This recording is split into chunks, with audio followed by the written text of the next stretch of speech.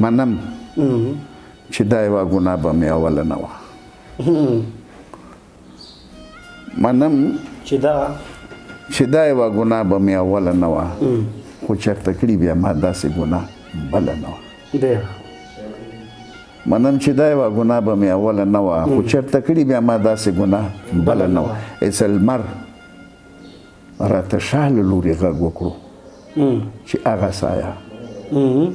چې تا نه مخکې روانه دی تا خپله نه وه لمر راته شا له لورې غږ وکړو چې هغه سایه چې تا نه مخکې روانه دی تا خپله نه وه او یو شی دی څه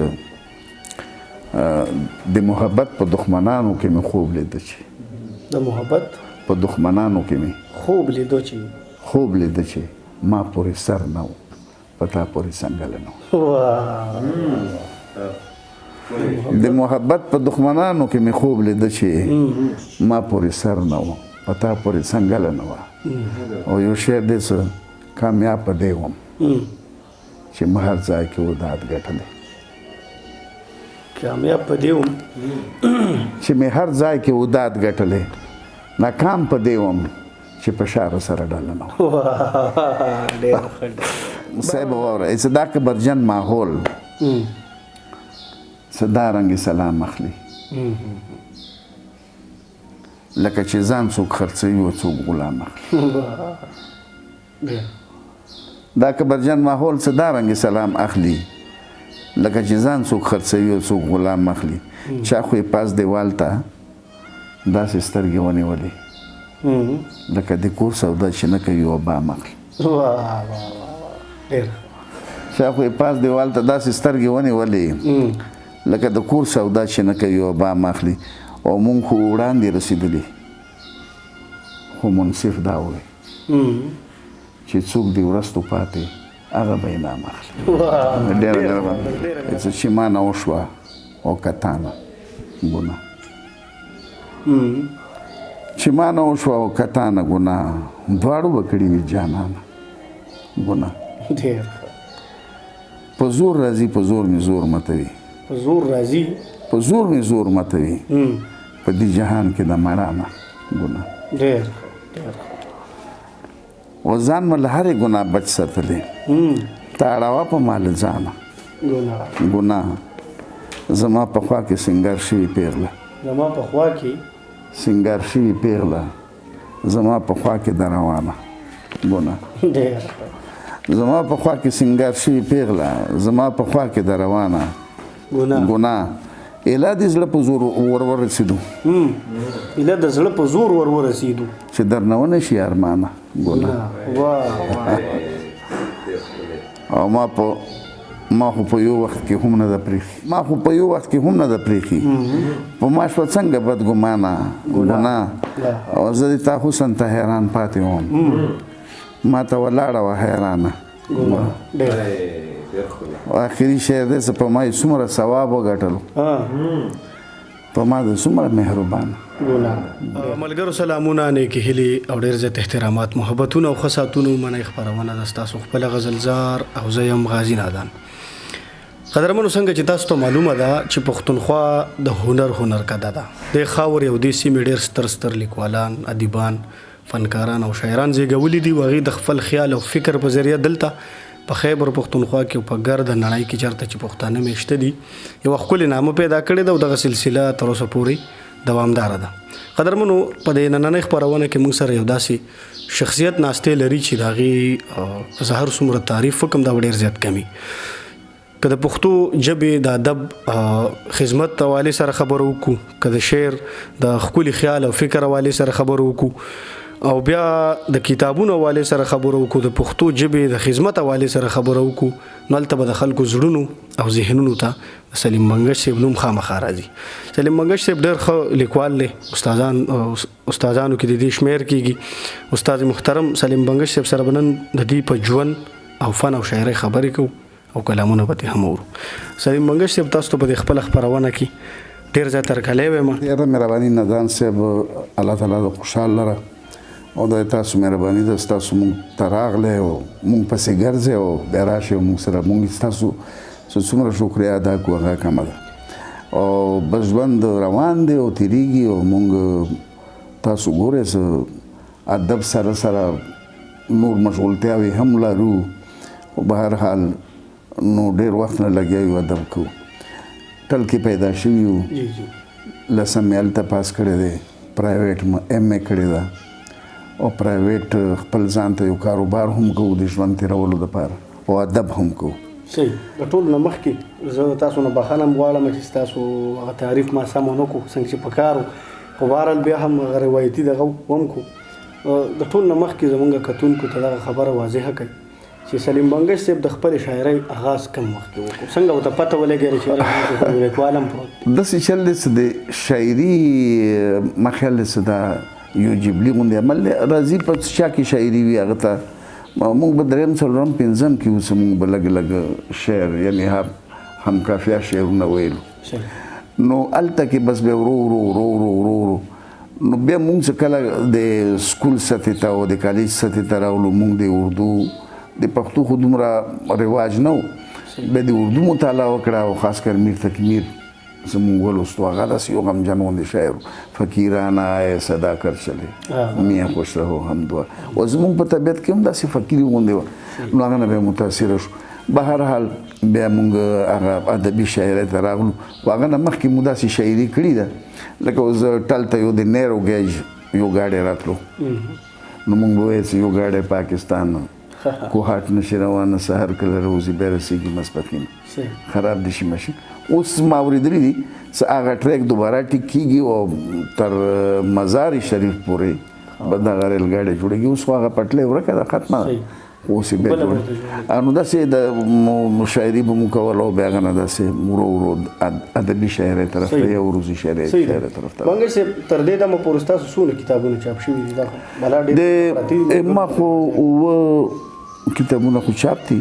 خو ډېر کتابونه ما دا ټول کتابونه ما ته چا چاپ کړي ما په خپله نه دي چاپ کړي خو اوس هم راسره پراته دي که چا راته ووایي چې زه یې درته چاپ کوم نو بیا داسې یو کتاب ورکوو چاپ کوي شاعري سره لکه پرته ده شاعري نور هم شته دوه کتابونه زما چاپ دي شاعري هم شته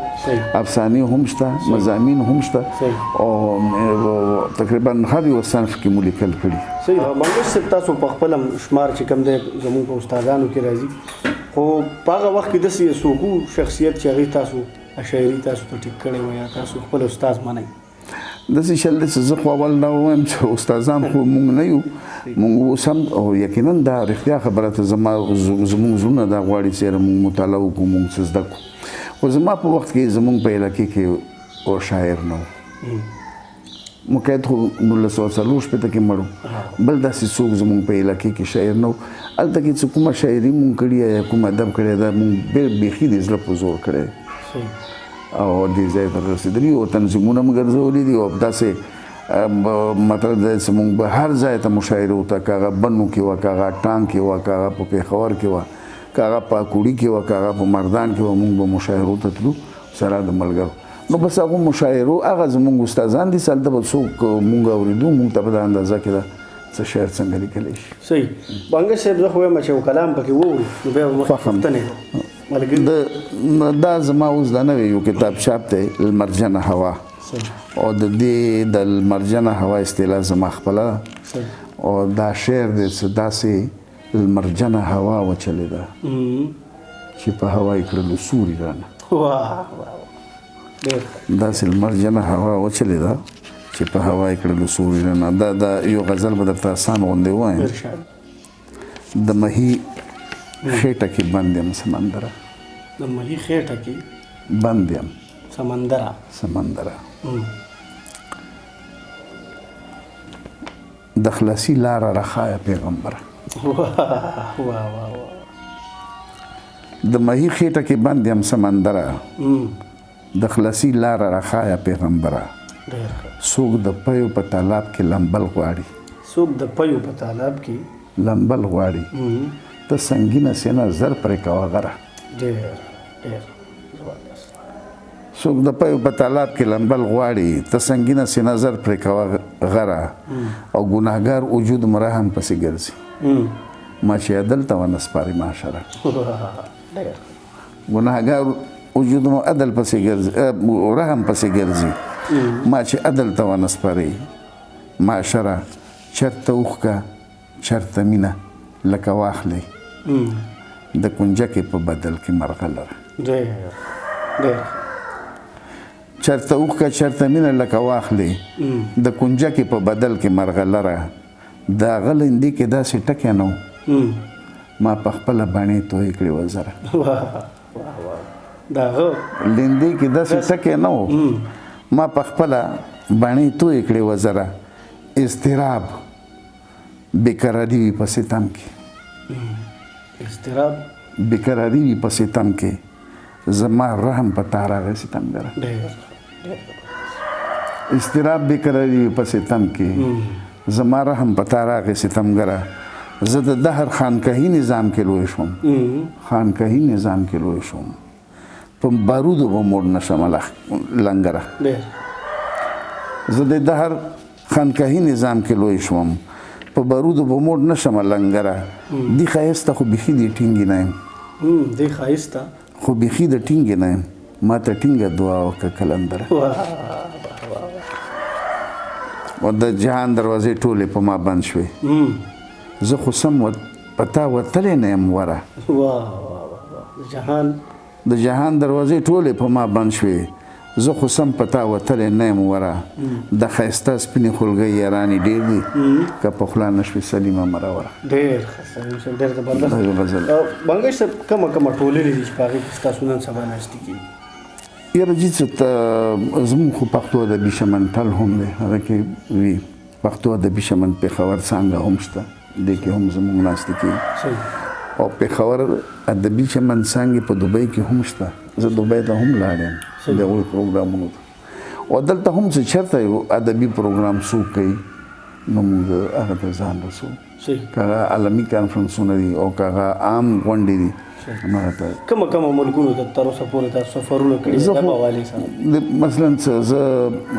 افغانستان ته لاړ یم لوی سیمینارونو ته او دې نه علاوه قطر ته لاړ یم یعنې اعظم صاحب و زه هم هغه وخت زموږ دومره عمرونه خو نه و خو خلکو زموږ هغه شعر خوښولو بس بهرحال لاړو او دوبۍ ته هغه وخت هم لاړې هغه نه پس بیا هم اماراتو ته څو ځله لاړې نو دغه دلته کې بس همدا پښتو همدا ملکونه دي همدغو ته ځو راځو صحیح دی یو پوښتنه بل ده چې نن سبا تاسو دا زموږ ځوانان چې کومه شاعري کوي دې نه څونه حده پورې تاسو مطمئن دي ټیک روان دي که نه د څومره پورې داسې دی که نه څه شاعري څه څوک کوي ځنه به ښه کوي او ځنه به بد کوي خو شاعري آسان کار نه دی یو شعر سړي نه ډېر ستړي غواړي او ډېر لوی کړاو غواړي نو کاظم خان ما په دې کې د دې خبرې ذکر کړی کاظم خان شیدایي دي چې ته به بسیار نویس نه جوړېږي ډېر لیک هغه لیک نشي کېدی چې هغه ښه شعر هغه یې څه دی ډېر لوی د فارسي استادانو نومونه یې اخیستي چې هغه هم مطلب دا دی چې په دې کې بیا هغوی فندق خوړلی بسیار نویسي نه ده پکار نو که څوک ښه شعر لیکلی شي بده نه ده خو نن سبا بلکل ټولو شعر یو رنګه ده هغسې شعر اوس ډېر کم لیدی شي چې سړی متاثره کړي صحیح ده یو کلام بله مو دا کلامونه خو ډېر دي خو زه به بس تاسو په خپله خوښه ستا څنګله وه اشنا و زما خوب ستا څنګله وه اشنا و زما خوب ما په ویښه ولیدلی بېګا خوب ستا څنګله وه اشنا و زما خوب ما په ویښه ولیدلی بېګا خوب څه کاږه وږه وده ده داسې ښکاري چې هغه لکه کوي په ادا خوب په ادا خوب څه کاږه وږه وده ده داسې ښکاري چې هغه لکه کوي په ادا خوب او پرون څه نه پوهېږم چې نن څه دی دا دنیا شوه ښکاره په معنا خوب او ورځ مې تېره کړه په لمر خولې خولې وم ورځ مې تېره کړه په لمر خولې خولې وم خولې خولې وم شپه مې هم لکه شبنم په ژړا خوب ډېر ورځ مې تېره کړه په لمر خولې خولې وم شپه مې هم لکه شبنم په ژړا خوب شپه د وصل د زما نیم خوبه یاره شپه د وصل ده زما نیم خوبه یاره داسې شپې کې چېرته کړی دی چا خو ډېر کله کله څنګ په څنګ ورسره ځمه کله کله ورنه لار رابېلوم کله کله څنګ په څنګ ورسره ځمه کله کله ورنه لار رابېلوم کله کله یې زه ونیسم په غېږ کې کله کله یې بې لرې غورځوم کله کله یې زه ونیسم په غېږ کې کله کله یې بې لرې غورځوم کله کله یې زه پرېږدم لکه نو کله کله یې په زړه کې ګرځوم کله کله یې زه پرېږدم لکه نو کله کله یې په زړه کې ګرځوم کله کله یې ښکاره کړم عالم ته کله کله یې له ځانه پټوم کله کله یې ښکاره کړم عالم ته کله کله یې له ځانه پټوم کله کله رانه ښکلي ټکي ورک شي کله کله جادوګر ټکي لیکم کله کله رانه ښکلي ټکي ورک شي کله کله جادوګر ټکي لیکم کله کله تندرونو نه پټېږم کله کله تندرونه لټوم بس سلیمه نن مې ماتې ومنله بس سلیمه زیاتي ځان راټولوم دا سلیم منګش صاحب ستاسو دا کتاب سپرغه او دا د څه حوالې سره دا شاعري او دې نه راته څه ووایم دا به ډېره مزه وکړي زه بوزدی کې بچې څه د له مخې له دره ټول خلیجي غزلې به وي ها او کنه دا یو غزل دی ګوره بس ما خو راواړولو او بس ټیک دی تا سره ښایي زوروره خنده تا سره ښایي زوروره خنده ګنې نو چا کړله تر سره خنده واه ډېر تا سره ښایي زوروره خنده ګنې نو چا کړله تر سره خنده زما تر سترګو اوښکې تل ترتله زما تر سترګو اوښکې تل ترتله د تا څاڅېږي له نظره خنده او چې په سرکو شونډو د ولوبېږي څه په سرکو شونډو د ولوبېږي د تا شي هر څنګه خبره خنده چې په سرکو شونډو د ولوبېږي د تا شي هر څنګه خبره خنده او یو ځل د تلي ماته نه یادېږي بیرته رانغله مروره خنده یو ځل د تلي ماته نه یادېږي بیرته رانغله مروره خنده سلیمه خیر خو د ایمان وغواړه ښکلي در وکړله کافره خنده ډېر ښه نور هم څه ورو سلیم صاحب بیا به پوښتنه لرو مونږ که هر څو اوسو دیوال په دیوال بیا دې هم نه ګورو روغ کال په دیوال مونږ که هر څو اوسو دیوال په دیوال بیا دې هم نه ګورو روغ کال په دیوال مونږ خو کورونه هم پرې وبایللو زمونږ ترمنځ و جنجال په دیوال مونږ خو کورونه هم پرې وبایللو زمونږ ترمنځ و جنجال په دیوال زما نظر ورپسې خپله واوړي زما نظر ورپسې خپله واوړي چې چېرته ورپېږي شال په دیوال زما نظر ورپسې خپله واوړي چې چېرته ورپېږي شال په دیوال ډیوو ته ناست دي خو تیارې د ویشي ډیوو ته ناست دي خو تیارې د ویشي مونږ ته یې سوري ښیي حال په دیوال ډیوو ته ناست دي خو تیارې د ویشي مونږ ته یې سیوري ښیي حال په دیوال هغه پرې لږه را څرګنده شوله سلیمه خور شولو جمال په دیوال تر اوسه پورې ستاسو دا څونه کتابونه چې پراته دي دا به ملګرو ته ښایو هم دې حوالې سره مختصر خبره وکړئ چې په دې کې د شاعرۍ څه دي او دا نور د څه دي فی الحال دوه خو د شاعرۍ دي دا سپرغه او یو دا بل یو المرجانه هوا دا دوه د شاعرۍ دا دوه د شاعرۍ او دا نور چې کوم دي دا یو تحقیقي ما سره نه دا به بیا اخره کې پاک وایي دا ما سره یوه کلمي نسخه وه د بابو جان ټیک شو دې باندې مې کار وکړو سره زم مطلب د تحقیق مور باندې وکړو خلاصه مه کړه جوړه مه کړه او دا راته کویټې اکیډمۍ چاپ کړه صحیح او دې والې سره دغه د ټل په خوا کې د ثقافت رنګونه چې کوم زمونږ په علاقې کې ثقافت دی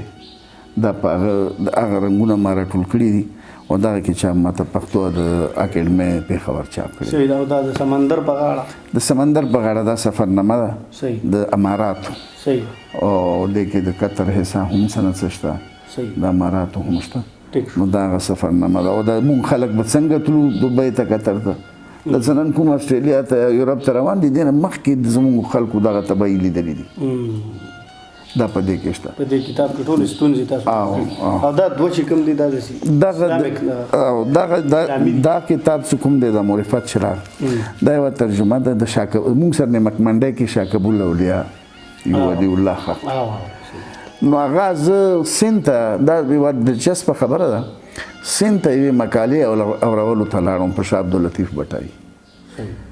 نو بیا هلته ماته دا پته ولګېده چې دلته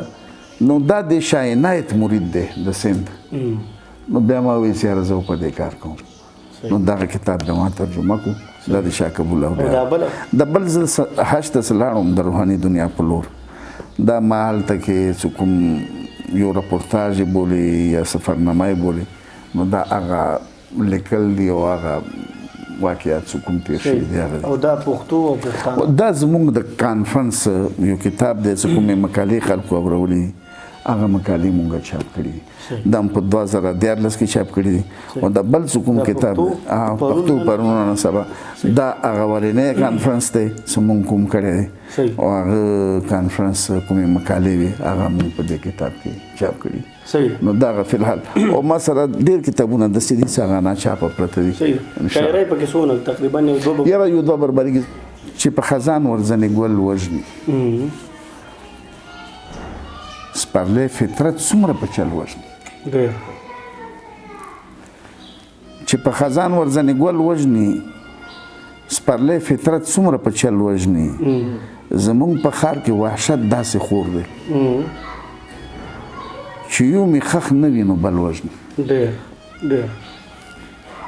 زمونږ په ښار کې وحشت داسې خور دی چې یو مې خښ نه وي نو بل وژني ای په جهان د خوشحالۍ ویشګره مرثیه خان رانه غزل وژني ای په جهان د خوشحالۍ ویشګره مرثیه خان رانه غزل وژني که به مونږ ښار د ولي تماشا اورو چې خلق پکې نن غل وژني که به مونږ ښار د ولي تماشا اورو چې خلق پکې نن غل وژني د محبت تندې راخستی یمه مونږ د ښایست په خوا کې ځل وژني سلیم صاحب ډېره مهرباني چې تاسو موږ له دومره وخت کېناستئ زړه م کېږي چې نور هم دا خپرونه اوږده کړو بس دا خبرې او اختتامي تاسو ته پته ده نو ستاسو ډېره مننه کوو چې موږ له وخت راکړو په اخره کې ولس ته څه پیغام لرئ پښتنو ته څه پیغام لرئ شاعرانو ته څه پیغام لرئ یاره زه دومره خو زه نه پوهېږم چې چاته څه پیغام ورکړم بس دا د ټول انسانیت ته د خیر فکر زړه کې ساتل پکار بس دې نه بخوا زه څه نه وایم صحیح ډېره مننه قدرمنو هر څومره که د سلیم بنګش صاحب خبرو او شعرونو ډېره زیاته مزه وکړه خو داسې ده چې دا خبرې او اختتام یو موږ د وخت پابند یو په دې خپرونه کې به انشاءالله دغسې لیکوالانو سره تاسو مخ کوو تر بلې خپرونې پورې موږ سلیم بنګش صاحب او زموږ ملګري ټول په دعاګانو کې یاد ساتئ آباد او ښاد او بریالي اوسئ